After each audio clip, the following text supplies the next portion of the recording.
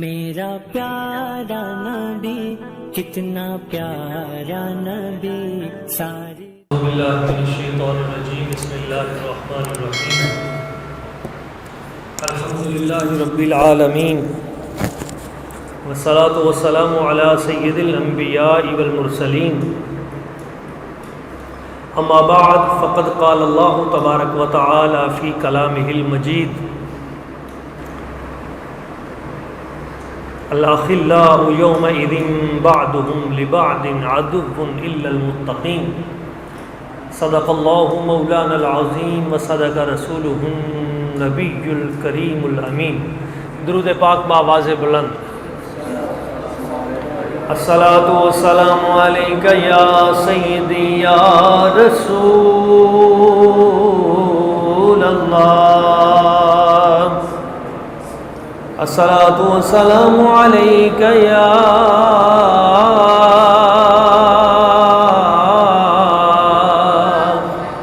سیدی یا حبیب اللہ۔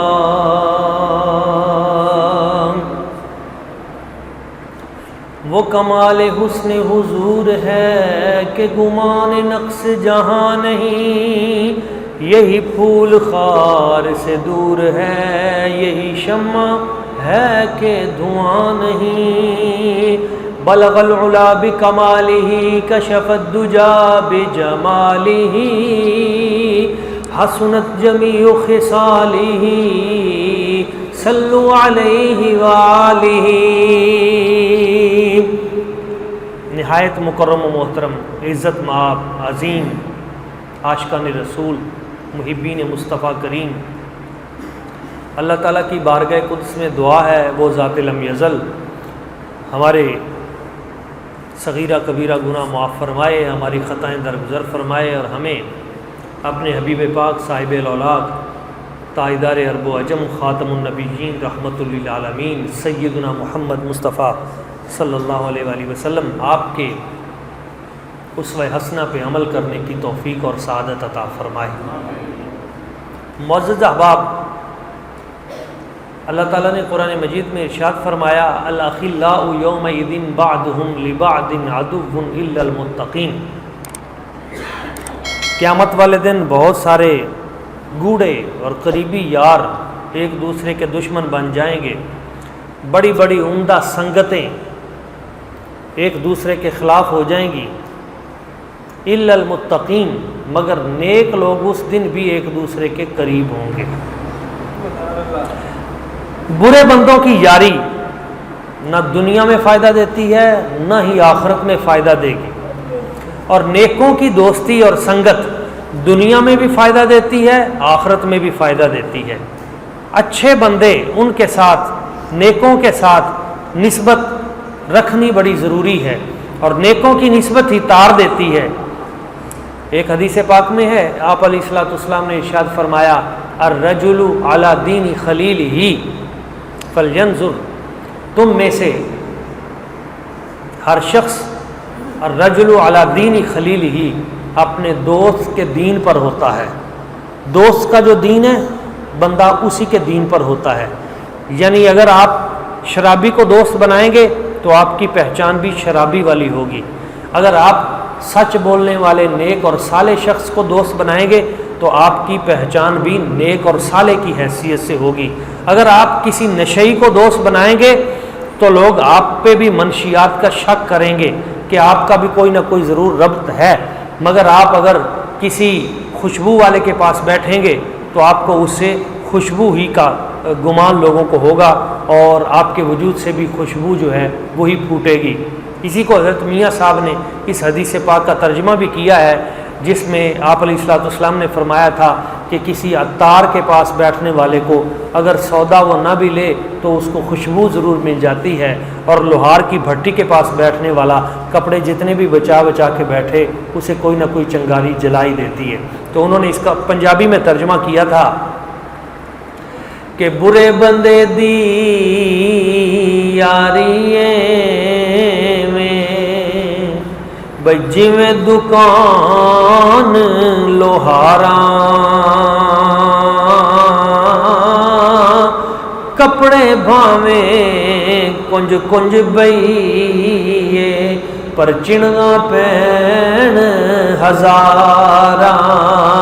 تے چنگے بندے دی یاری میں جویں دکان اتاراں سودا بھاویں مول نہ لئیے تے ہلے آن ہزاراں اللہ اکبر یار آپ کو ایک بڑی خوبصورت بات سناتا ہوں قرآن مجید کی بات ہے اور یہ مسئلہ بھی سمجھ میں آ جائے گا مکہ مکرمہ میں ایک شخص رہتا تھا جس کا نام تھا عقبہ بن ابی معیط اور اس کی یاری تھی امیہ بن ابی خلف کے ساتھ دونوں ہی کافر تھے بڑا جان چھڑکتے تھے ایک دوسرے پہ ایک دن عقبہ بن ابی معیط نے سوچا کہ کیوں نہ میں نبی پاک صلی اللہ علیہ وآلہ وسلم حضور کی دعوت کروں حضور میرے گھر آئیں گے بلے بلے ہو جائے گی ہر طرف پتہ لگے گا بھائی عقبہ کے گھر حضور تشریف لے گئے صادق و امین تشریف لے گئے مانتے اگرچہ نہیں تھے مگر جانتے تو تھے نا اس نے نبی پاک صلی اللہ علیہ وآلہ وسلم حضور کو دعوت دی حضور میرا دل کرتا ہے میں آپ کی دعوت کروں آپ میرے گھر تشریف لے آئیں دعوت کھائیں حضور نے فرمایا بھائی میں تیری دعوت قبول نہیں کرتا حضور دعوت قبول کرتے تھے لیکن اس موقع پہ حضور نے فرمایا میں تیری دعوت اس لیے قبول نہیں کرتا کہ تیرا میرا دین ایک نہیں ہے تو اگر مجھے واقعی دعوت کھلانا چاہتا ہے تو کلمہ شریف پڑھ لے ادھر آ جا ہم تیری دعوت قبول کر لیں گے حضور کی ہر جگہ پہ جو کوشش تھی وہ یہ ہوتی تھی کہ بندہ مسلمان ہو جائے یہ مشن تھا آپ کا یہ جذبہ تھا اور ہر مبلغ میں یہ جذبہ ہونا چاہیے کہ اس کی پہلی اور آخری خواہش اور کوشش یہ ہو کہ کسی نہ کسی طریقے سے بندہ مسلمان ہو جائے رات ہی ابھی کچھ دوست بیٹھے تھے تو ایک ہندو جو ہے اس کے حوالے سے بات ہوئی میں نے کہا کہ کلمہ شریف پڑھو ادھر آؤ صحیح باقی کے سارے کام بھی ہم کریں گے تمہاری خدمت بھی کریں گے مکان بھی تمہیں بنا کے دیں گے تمہارا سب کچھ تم ادھر آؤ صحیح مسلمان بنو حضور کے خادم بنو ہم اپنی خدمت آپ کی بارگاہ میں پیش کر دیں گے یہ حضور کی سنت ہے کہ کسی طریقے سے بھی بندہ اسلام کے دائرے میں آ جائے مسلمان ہو جائے حضور نے کوشش کی امیر حمزہ جس وقت آئے نا اور انہوں نے ابو جہل کو جس نے بدبخت نے حضور کو تکلیف دی تھی تو سر پھاڑ دیا تھا تو جناب امیر حمزہ رضی اللہ تعالیٰ عنہ حضور کی بارگاہ میں آئے کہ میرے بھتیجے اب خوش ہو جا میں نے بدلہ لے لیا ہے سر پھاڑ دیا ہے اس کا تو حضور نے فرمایا تھا چاچا مجھے خوش کرنا ہے تو پہلے کلمہ پڑھ یعنی وہاں بھی کوشش کی کہ کلمہ پڑھایا جائے حضور دین کی طرف لایا جائے اسلام کی طرف لایا جائے عقبہ نے کہا جی ٹھیک ہے اگر آپ میری دعوت کلمے کی شرط پہ قبول کرتے ہیں میں کلمہ پڑھ لیتا ہوں پر میرے گھر آنا ضرور حضور نے فرمایا ٹھیک ہے تو نے کلمہ پڑھ لیا ہے تو آئیں گے اب جب مکے میں اعلان ہوا جناب آج بڑی دعوت ہے عالی شان پورے پروٹوکول کے ساتھ اور حضور بھی جا رہے ہیں تو وہ جو امیہ اس کا یار تھا عقبہ کا اس نے کہا عقبہ دونوں میں سے ایک رکھ لے میں کافر ہوں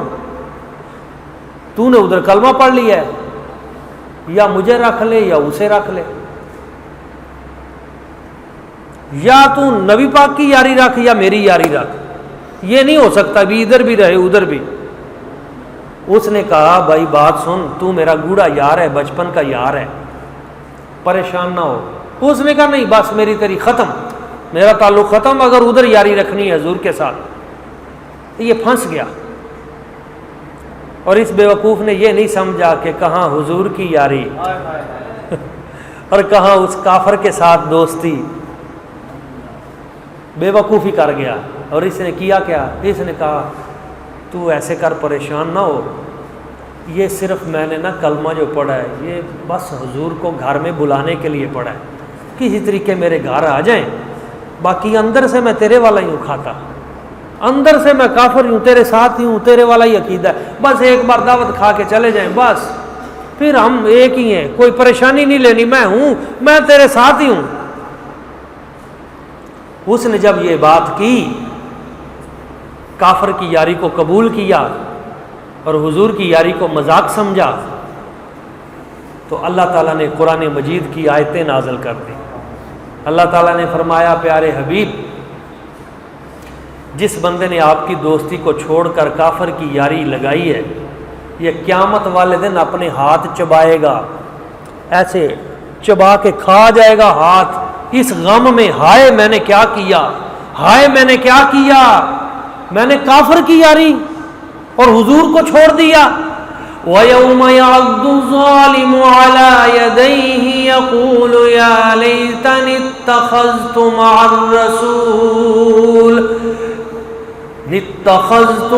الرَّسُولِ سَبِيلًا يَا وَيْلَتَى لَيْتَنِي لَمْ أَتَّخِذْ فُلَانًا خَلِيلًا۔ اللہ تعالیٰ فرماتا ہے یہ جس نے میرے رسول کی یاری اختیار نہ کی، اس سے بڑا ظالم کون ہوگا؟ یہ ظالم قیامت والے دن ہاتھ چبا جائے گا افسوس کے ساتھ اور کہے گا ہائے کاش میں نے رسول کی یاری پکڑی ہوتی، کاش میں نے رسول کو دوست بنایا ہوتا، حضور کی غلامی اختیار کی ہوتی، اور کہے گا یا لیتنی، ہائے کاش، لم اتخذ فلانا خلیلا، کاش میں نے فلاں کو دوست نہ بنایا ہوتا، کاش میں نے امیہ کو یار نہ بنایا ہوتا۔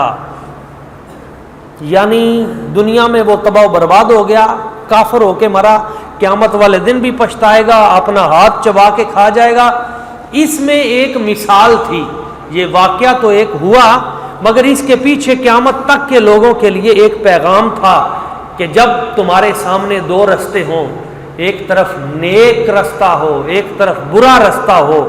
برائی کو نہ اختیار کرنا، نیک رستے کو اختیار کرنا۔ دو دوست ہوں، ایک تمہیں برائی کی طرف بلائے، ایک تمہیں اچھائی کی طرف بلائے، برے کی سنگت میں نہ جانا، نیک کی سنگت میں جانا، نیک کی مجلس اختیار کرنا، نیک کی صحبت اختیار کرنا، نیک جگہ اختیار کرنا، برے سے بچنا۔ نیکی کی جو سنگت ہے نا، یہ تمہیں کام آئے گی، المرء مع من احبہ۔ حضور نے فرمایا جب کل قیامت والے دن بندہ اٹھے گا تو جس طرح کا یار بنایا ہوگا اسی طرح کی سنگت کے ساتھ اٹھے گا۔ نیکوں کی یاری والے نیکوں کے ساتھ اٹھیں گے، بروں کی یاری والے بروں کے ساتھ اٹھیں گے۔ اور ہمارے بابا جی کرما والے سرکار تو فرمایا کرتے تھے بیلیو قیامت جمعے والے دن آنی ہے تے اساں اپنے بیلی جمعرات نوں اکٹھے کر کے حضور دی بارگاہ پیش کر دیں۔ اللہ والوں کی سنگت کے یہ نہ سمجھیں کہ دنیا میں فائدے ہیں، وہاں بھی فائدے ہیں، بلکہ میں سمجھتا ہوں اصل فائدے تو ہیں ہی آگے۔ یہاں تو ایسے بس ایسے وہ دیگ میں سے ایک آدھا چاول جو فائدہ ہے نا وہ ایسے ہے، اصل فائدے تو نیکوں کی سنگت کے آخرت میں ہی ہیں، مگر دنیا میں بھی وہ محروم نہیں رہتے۔ میں آپ کو مثال دیتا ہوں، ابھی پرسوں میری حاضری تھی علی پور سیدہ شریف، آستان عالیہ حضرت حضور پیر سید جماعت علی شاہ صاحب لاسانی رحمۃ اللہ تعالی علیہ، بہت بڑی درگاہ بر صغیر کی عظیم۔ تو ہمارا یہ ایک عادت بنی ہوئی ہے کہ جب بھی ادھر جانا ہے تو پہلے آستانہ عالیہ کرما والا شریف حاضری دے کے جانا ہے، لاہور بھی جانا ہے تو پہلے وہاں حاضری دینی ہے۔ تو ایک بزرگ ہیں حاجی عبدالغفار میمن صاحب، بڑے بزرگ آدمی ہیں، بہت بزرگ ہیں، اور انہوں نے 27 حج تو بابا جی سرکار کے ساتھ کیے، عمرے کتنے کیے اس کا پتہ ہی نہیں ہے، اور مدینہ شریف میں ہی قیام پذیر ہیں۔ ان کی بھی زیارت ہو گئی. انتہائی متقی شخص. میں نے پچھلے جمعۃ المبارک پہ ایک بات بتائی تھی کہ ان کے سر پہ ایک ٹوپی حضرت میاں شیر ربانی کی، نیچے حضور حضرت سید اسماعیل شاہ صاحب کی، نیچے بابا جی محمد علی، اس طرح 5 ٹوپیاں انہوں نے ولیوں کی، اس کے اوپر وہ پگڑی باندھتے ہیں. تو ان سے ہماری ملاقات ہو گئی. بلکہ انہوں نے ایک بار مجھے حرم پاک میں بتایا خانہ کعبہ شریف کا طواف کرتے ہوئے کہ یہ وہ جگہ ہے جہاں پہ ایک بزرگ مجھے ملتے ہیں خانہ کعبے اس جگہ پہ. اور انہوں نے مجھے آج سے 12 سال پہلے کہا تھا السلام علیکم حاجی صاحب، اگلے سال پھر اتھی ملاقات ہوئے گی. تو وہ کہتے ہیں جب اگلا سال ہوتا ہے میری نہ ان سے دوستی ہے نہ یاری ہے، لیکن جب سال کے بعد میں جب جاتا ہوں تو اسی جگہ پہ جب پہنچتا ہوں تو وہاں پہ ان سے ملاقات ہو جاتی ہے. اچھا، تو وہ کہتے ہیں کہ ایک مرتبہ میری جو صاحبزادی ہے ان کی بیٹی، ان کے مورے خراب ہو گئے، اور مورے اتنے ڈسٹرب ہوئے کہ اتنے مورے خراب ہوئے کہ وہ بچی اٹھنے سے بھی اور چلنے پھرنے سے بھی قاصر آ گئی. جواب دے گئے، ڈاکٹروں نے لا علاج کرا. پاکستان میں سے جواب مل گیا تو پھر وہ امیر آدمی تھے، اللہ نے انہیں دولت دی ہوئی ہے، تو وہ یہاں سے چلے گئے لندن میں. اس وقت یورپ میں جو سب سے بڑا ڈاکٹر تھا نیرو کا اور موروں کے حوالے سے سب سے بڑا ایکسپرٹ، اس کا نام تھا ڈاکٹر پیٹر ویب. تو ڈاکٹر پیٹر ویب کے پاس گئے کہ جناب ہماری بچی کا یہ مسئلہ ہے. ساری رپورٹیں دکھائیں تو اس نے کہا جی 25 لاکھ روپیہ لیں گے اور آپریشن ہوگا، اور 50-50 ہے رزلٹ. اب 25 لاکھ اس دور کا، آج کا کوئی 25 کروڑ ہے جس دور کی میں بات کر رہا ہوں، اور رزلٹ بھی 50-50 ہے، کوئی یقینی بات نہیں کہ کیا. تو وہ کہتے ہیں پیسوں کا تو ہم نے میمن برادری تھی، انہوں نے کہا ہم کر لیں گے، وہ مسئلہ نہیں ہے، درمیان میں ہے، لیکن کوشش میں پوری کروں گا. اس پریشانی کے عالم میں وہ کہتے ہیں میں وہاں لندن سے کراچی آیا، کراچی سے فلائٹ پکڑی اور میں لاہور اترا، اور لاہور رات کو ہی میں نے وہیں ایئرپورٹ سے گاڑی لی اور میں آستانہ عالیہ حضرت کرما والا شریف پہنچا. اور اس وقت رات کے 2:30-3 بج رہے تھے جب میں وہاں کھڑا تھا، جو میرا انتظار کر رہا تھا. تو میں نے پوچھا بھئی کیسے کھڑے؟ اس نے کہا جی بابا جی نے فرمایا ہے حاجی عبد الغفار جویں آوے انہوں نال ہی لے آؤ، وہ اسے وقت ہی لے آؤ. تو میں جب گیا آپ کے حجرہ پاک میں تو آپ چارپائی پہ بیٹھے ہوئے تھے، وہ کوئی دور موبائل شوبائل کا دور نہیں تھا.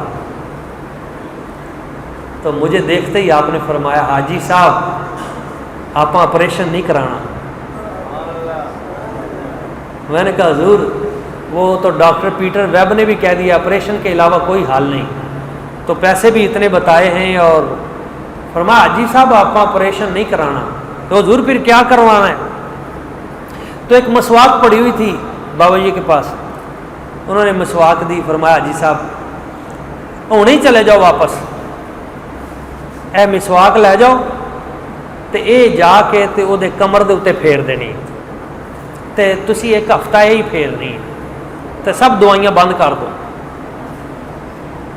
بھائی صاحب کہتے ہیں میں مسواک لے گیا تو جا کے میں نے وہ پھیری تو تیسری دن جو ہے بچی وہ کھڑی بھی ہو گئی اور چلنے لگی. اور پھر وہ وقت شاید 30 سال گزر گئے اور آج تک پھر کبھی اس کو مورے کی درد بھی نہیں ہوئی، کبھی تکلیف بھی نہیں ہوئی. میں مدینہ شریف جب حاضر ہوا تو ان کے گھر ہم پیر جی سرکار بھی ساتھ تھے اور وہاں ہم نے دعوت کھائی انہی کے ہاتھوں کے بنے ہوئے. تو انہوں نے کہا پھر کبھی وہ یہ ہے اللہ والوں کی صحبت کی برکتیں اور ان کی نسبتیں. یہ نہیں کہ وہ صرف قیامت والے دن اس برکتوں کا فائدہ ہوگا، بلکہ میں نے دیکھا ہے ان کی نگاہ ناز سے اس دنیا میں بھی اللہ تعالیٰ برکتیں عطا کرتا ہے، یہاں بھی فائدے عطا کرتا ہے، یہاں بھی خیر بانٹتے ہیں، یہاں بھی ان کا کمال اور ان کا جو تقوی و طہارت ہے اس کا ثمر یہاں بھی لوگ حاصل کرتے ہیں. آپ حضور بابا جی سرکار کا جو تقوی و طہارت تھا وہ اس اعلیٰ درجے کا تھا کہ آپ فرمایا کرتے تھے بیلیو بڑے حضرت صاحب پیسے نو کیڑا ہاتھ لاندے سن. حضور گنج کرم سید اسماعیل شاہ صاحب البخاری پیسے نو کیڑا ہاتھ لاندے سن. تو تو بیلی بتاتے تھے حضور بڑے صاحب جڑے نا تو وہ پیسے نو کھبا ہاتھ لاندے سن، دایاں ہاتھ کبھی نہیں لگایا۔ تو بابا جی فرمانے لگے بیلیو اساں تک کدے زندگی چ کھبا بھی نہیں لایا۔ یہ تقویٰ تھا کہ ساری زندگی انہوں نے پیسے کو ہاتھ لگایا ہی نہیں۔ آیا بھی تو کہا ادھر اس بیلی کو ادھر، اور ادھر سے ہی استعمال کرنا، اور ادھر سے اپنی زمینوں سے 2 مربع بیچ کر انہوں نے مسجد بنائی، عالی شان مسجد۔ اور پھر اس مسجد کی برکت دیکھیے کہ آج مجھے نہیں یاد کہ پورے پنجاب میں کوئی ایک شہر بھی ایسا ہو جس میں کرما والا شریف کے نام کی مسجد یا مدرسہ نہ ہو۔ یہ اس تقوی کا ثمر ہے جو اللہ تعالیٰ اپنے بندوں کو عطا کرتا ہے اور پھر دنیا والوں کو دکھاتا ہے کہ جب کوئی میرے لیے ایک بیلی آیا اور اس نے آ کے کہا کہ حضرت پیسے چاہیے دینے، دولت نہیں تے حضور بڑے برے حالات نے تے دعا کرو پیسہ آ جائے۔ تو آپ نے فرمایا سردیوں کے دن تھے، تو فرمایا بھی ادا کرو بھی باہروں نا سردی بڑی ہے تے ذرا کوئی اگ لے کے آؤ، ٹھنڈ بڑی۔ تو وہ باہر سے کوئی کوئلے لے کے آ گیا، فرمایا انہوں جھولی چ پا لے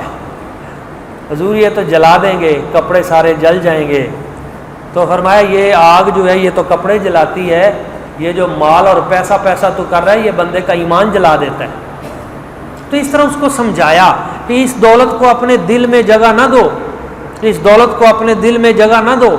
اس پیسے کی ہرس اور ہوس کو اپنے سینے میں دل میں نہیں، ورنہ یہ آپ کے ایمان کو جلا دے گی۔ تو ان کا جو ساری زندگی کا مشن تھا، حقیقی مشن، وہ تھا بندوں کو خدا سے ملانا۔ خود کی طرف کبھی انہوں نے لوگوں کو دعوت نہیں دی کہ میری خود نہیں، جب بھی دعوت دی خدا کی دعوت دی، اللہ کی بارگاہ کی طرف۔ میں نے پچھلے جمعۃ المبارک پہ یہ جملہ بتایا تھا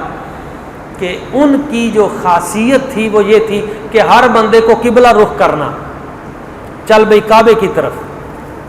نالین اتارنے ہیں تو قبلہ کی طرف، لوٹا رکھنا ہے تو قبلہ کی طرف، مسواک رکھنی ہے تو قبلے کی طرف۔ بلکہ جو ذمہ دار آتے تھے انہیں کہتے تھے کہ آپ نے جب وہ زمینوں کی جو وہ بنانی ہے نا کھیلیاں وغیرہ، تو وہ بھی قبلہ رخ رکھنی ہے، پانی لگانا ہے تو قبلہ رخ، کھاد آپ نے اس میں فصلوں میں ڈالنی ہے تو اس طرح تھیلا پکڑ کے ڈالنی ہے کہ آپ کا منہ قبلہ رخ رہے، سپرے تو قبلہ رخ رہے، چہرہ قبلے کی طرف رہے، کٹائی کرنی ہے تو قبلہ رخ کٹائی ہو۔